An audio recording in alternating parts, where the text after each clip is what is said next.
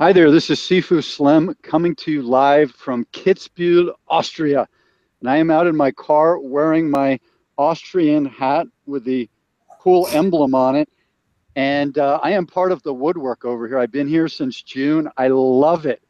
I have a German ancestry, not Austrian as far as I know, but I haven't checked my DNA yet. I could have been way back when from this part as well.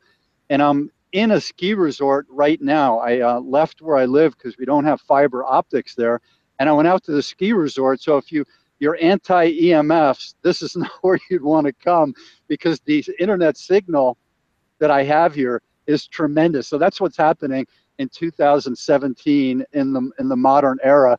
People are dialed in on their digital devices, and it's very powerful here at the ski resort. Which you think of back in time, people getting by foot, kind of climbing up to where they needed to go. Later, the probably used mules and tractor type things, and then eventually the chairlift, and now the high performance, high speed quads and these gigantic gondolas. So that's the progression of the world. And what I try to teach people is that our grandparents and our great grandparents weren't idiots. Nicht sind dummkopf, nicht war dummkopf.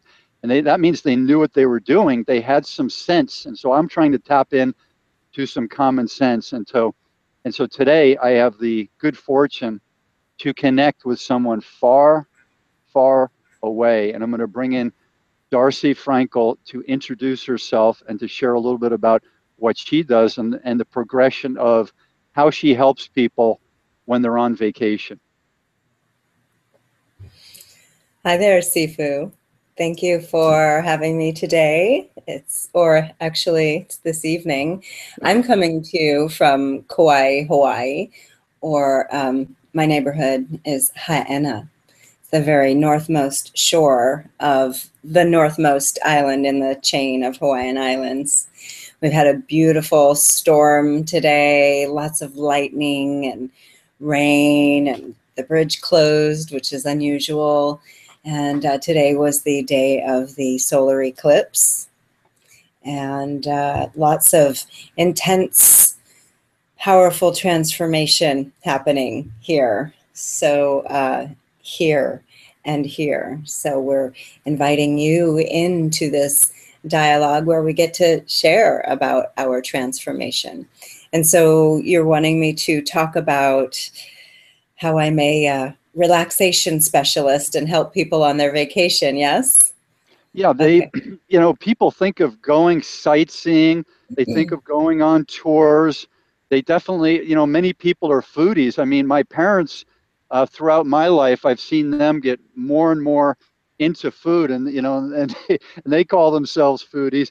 And I've kind of become a foodie as well, but I'm a fitness guy way before being someone who wants to spend a lot of energy on food. I do eat very well, but some people, they live each day for their two or three or more snacks and meals. And so maybe break down what you see, because when you're massaging people an hour and a half sometimes, and greeting them when they come in, they're sharing things with you about what's going on in their life and what they're hoping to accomplish when they come to Kauai. So maybe you can share how you absorb that and how you provide verbal and physical and energetic therapy for some of these people. Okay. Well, I'll just give a little bit of background. I am a longtime practitioner of Ayurvedic medicine. I've been practicing for about 25 years, and I've been a massage therapist and a yoga teacher for about all that same time. So practice makes perfect. And so I help people relax. I help people on different levels, depending if they come in to us for 1 hour or if they're with us for a longer retreat or with me for a longer consultation. Sometimes people don't want a lot of input. They just want to have a relaxing massage, and that's fine too. We do that at Hanalei Spa. So one of the main thing that I see, and Sifu, you'll probably concur with me here. The main thing that I see when people are on vacation, they usually do vacation such that they need a vacation from their vacation. I see that so much. In other words, most oftentimes we tend to consume more than we ought to, whether it is visually or auditorially, if that's a word. It might be food that we're taking in. So many people fill up their days on vacation with so many activities. They don't have time. They don't even have transition time between these activities. And at the end of the day, at the end of their vacation, they need a vacation from their vacation. So what I usually suggest to people is do a little less. Do a lot less and be more, particularly if you're here on Kauai. Kauai is beautiful. If you just sit in any area and be and listen and breathe.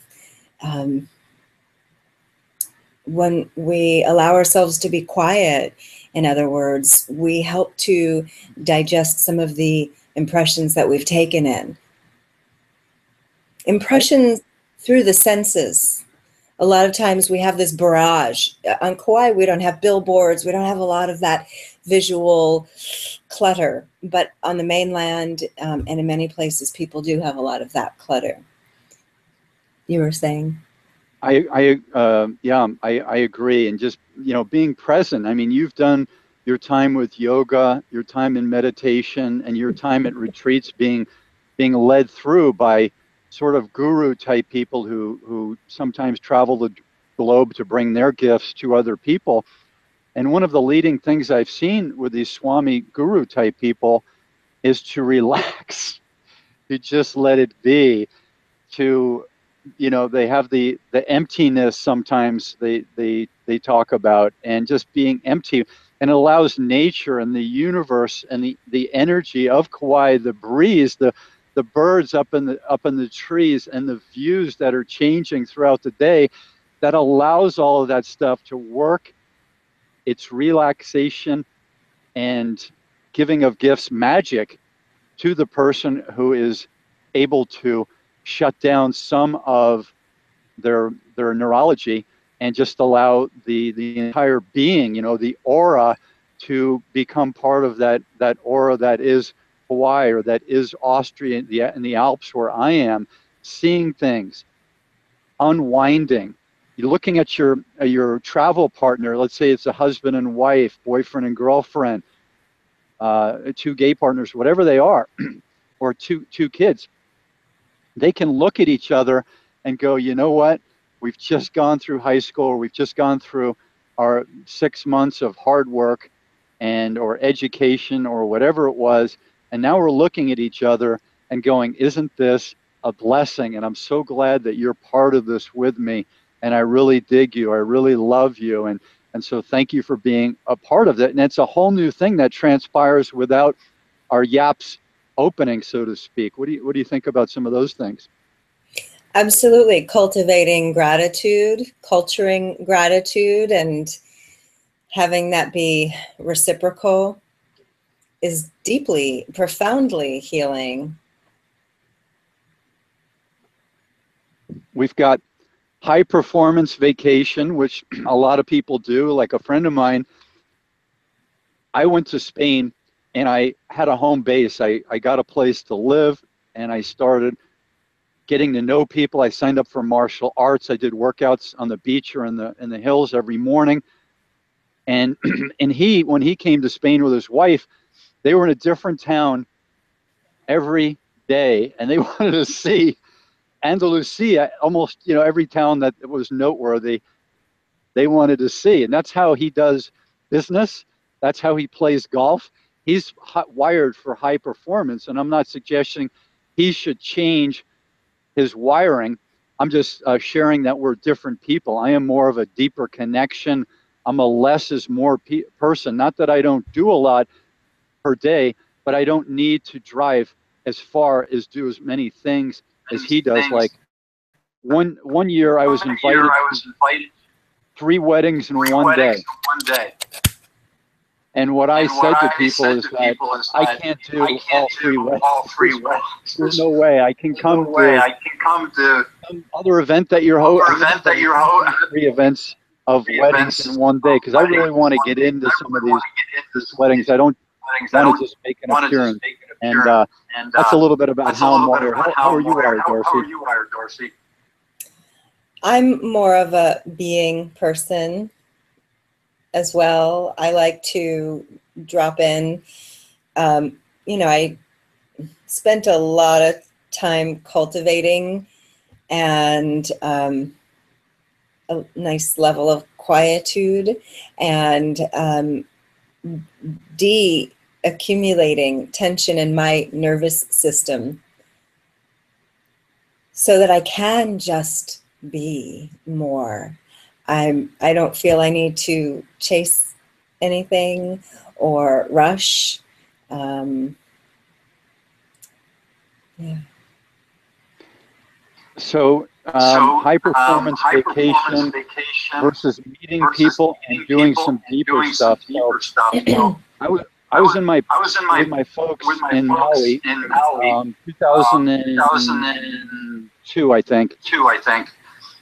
And I met some hippies who were eating breadfruit right out of the tree. And they, you know, they had dreadlocks and Indian type outfits, yoga pants.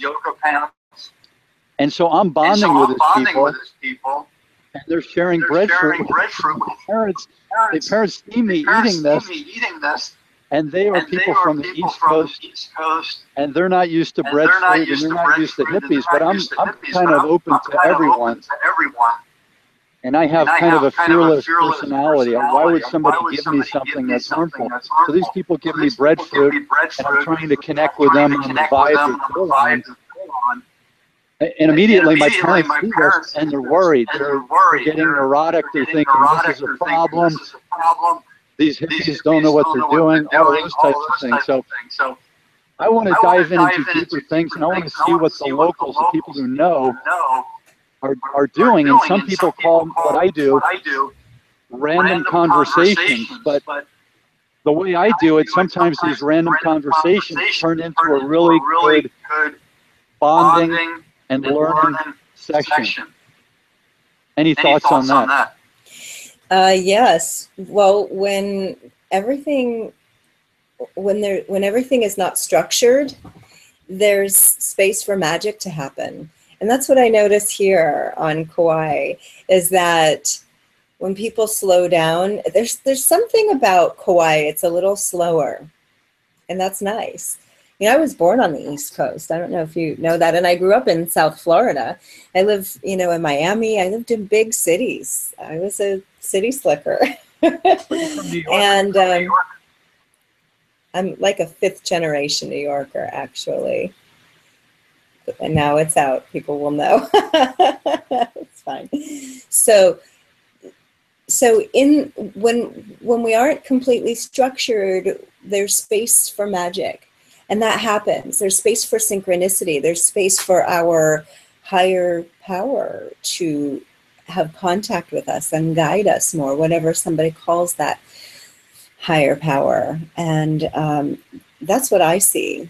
And so when people ask me, you know, when people come to me, I frequent, and they're inviting me to help them because I work by invitation and or begging. I respond well to authentic, you know, vulnerable request and invitation. So when people invite me to interact with them as a well-being coach,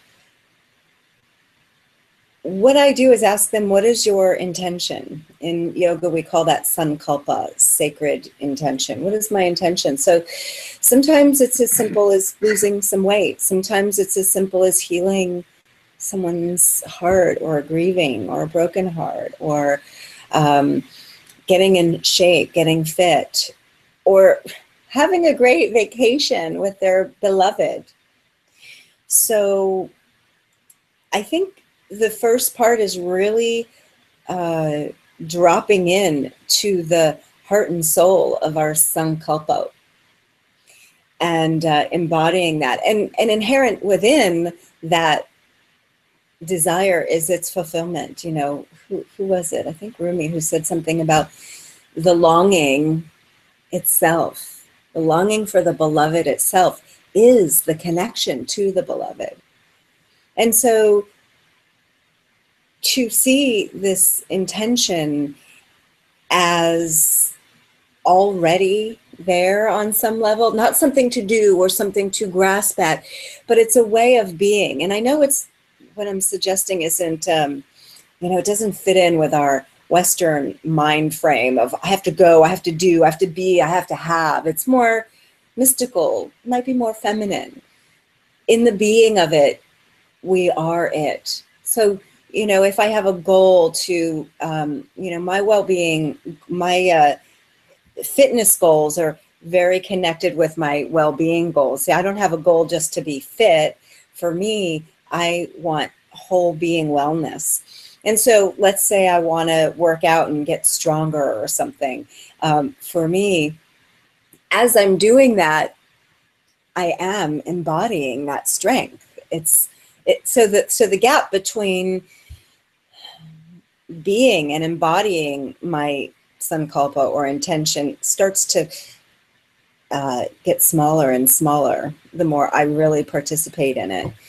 And so that's, you know, we've talked a lot about exercise in the past, and that was always really fun for us to do that. And that's some of my philosophy.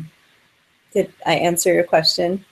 You certainly did. Thank you for that. So this is part one, vacation. So maybe you could share with all of your experience. I mean, I don't know anyone who knows more about than you do. I mean, the tour guides, some of them spend 8 hours with someone, and they probably get to know them. I do know some tour guides, but I've never connected with someone who has that much experience with vacationers as you do. You've done it for a long time, and you're in a very intimate setting with these vacationers. And so could you share your top 3 or 4 points if you had to be in New York for a second and you were just driving them around Hawaii, like let's say your sister-in-law or your best friend who's an investment banker in New York City, and you're not just Darci the healer, you're Darci the, hey, I want to share 3 points and 4 points, and if you follow these, I really think this will help you, and it will help almost everyone who comes to Kauai. Could you share those points with us? Okay. So I think the first thing I would say is do less. Whatever you want to do less.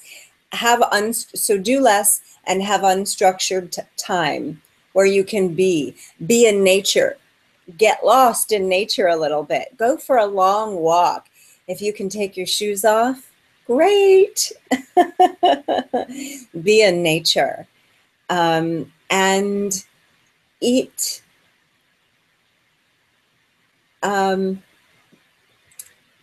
would say one of the suggestions would be enjoy some of the local fruits and foods, and try eating a little bit lighter, you know, more on the vegetables instead of, you know, heavy carbs, so you can feel good and look good in your bikini or bathing suit. That might have been too many. Now, did you want like specific places to go and see? Is that one of the things you were asking for? I would think the general points so that what you're sharing would work if we even went to the Catskills mountains. Anywhere. Yeah. Generic vacation tips. So do less, be more, get lost in nature. Even if you are in a huge city, look at a tree, watch the leaves, enliven your senses. There's so many times each day that I feel the breeze and it feels delicious on my skin. I mean, I could just feel the temperature, and so ignite your senses, smell, look, hear, listen to the intricate sounds, look far, look close, just really imbibe nature with as many senses as you possibly can. And part of the reason why I suggested eating a little cleaner was because our sense of taste, when we have a lot of carbs and a lot of desserts, sometimes we can create what we call in Ayurveda AMA, A-M-A, not the American Medical Association, but AMA. AMA means toxins. And so when we have a lot of combinations of foods or have heavy foods, we get a little coat on our tongue. And that it interferes with our ability to taste, actually, and our ability to digest, assimilate, and eliminate. So by eating a little lighter, a little cleaner, we're just purifying our senses in a gentle way.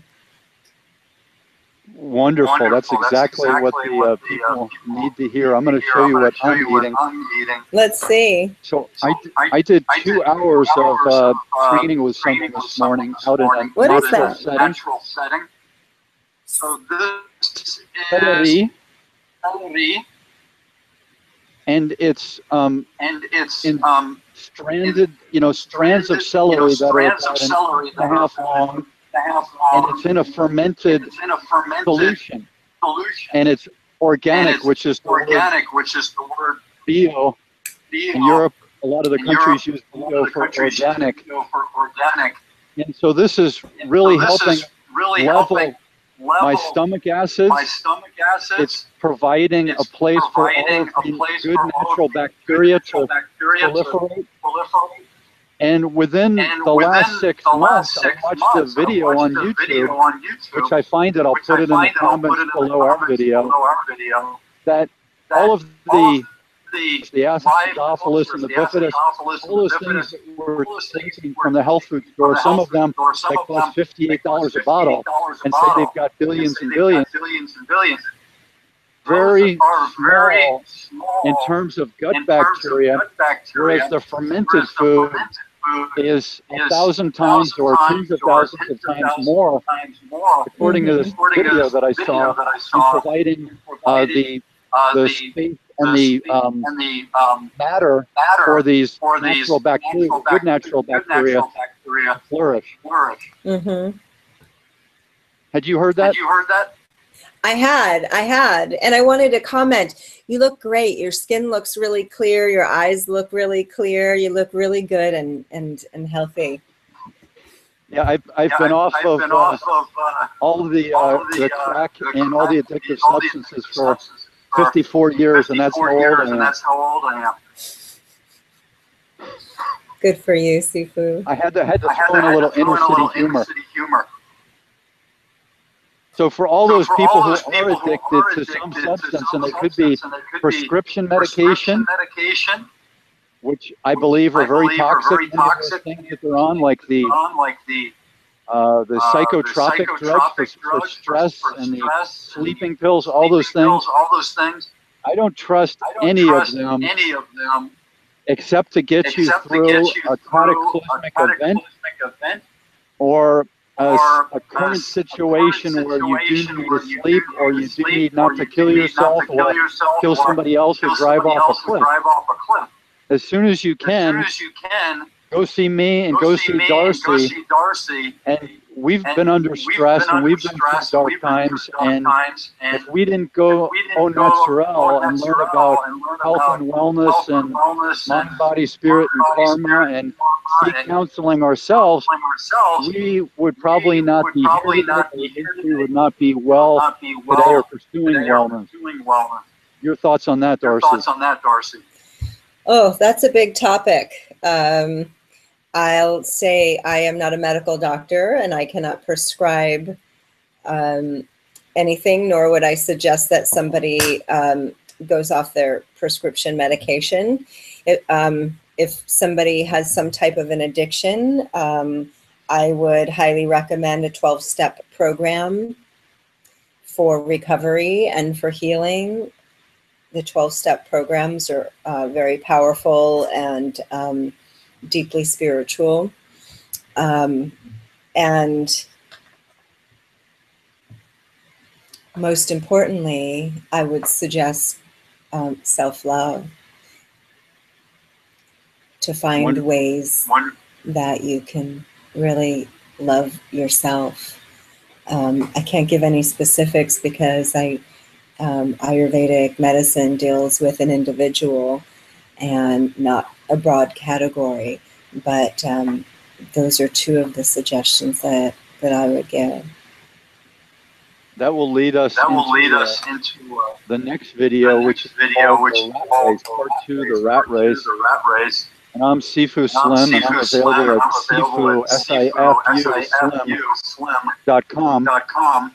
My books are Sedentary Nation, The Aging Athlete, and then I have another book coming up with a longer title that's about coaching and being the parent of young athletes and teaching them about a long life versus just winning the big game and having a great season, being well over the course of their lives. Darci, do you want to share any website information, or how if people want to find out more about what you do, they can connect? Yes, the best way to reach me is through my website, hanaledayspa.com. Hanalei, H-A-N as in Nancy, A, Hanalei, L-E-I, and then day, night and day, spa.com. So I could be reached through there. Wonderful. So we'll click back in here with part 2 with Darci and Sifu. And we welcome any comments you may have, and we ask you to be respectful and fair in your comments. And we're here to share what we know, and we're not saying we know everything by any circumstance, by any condition. We're open for your thoughts, and we learn from hearing your needs and your concerns and your silliness, and we welcome that. So please comment if you do that. And I'm Sifu, and there's Darci, and we'll click back soon.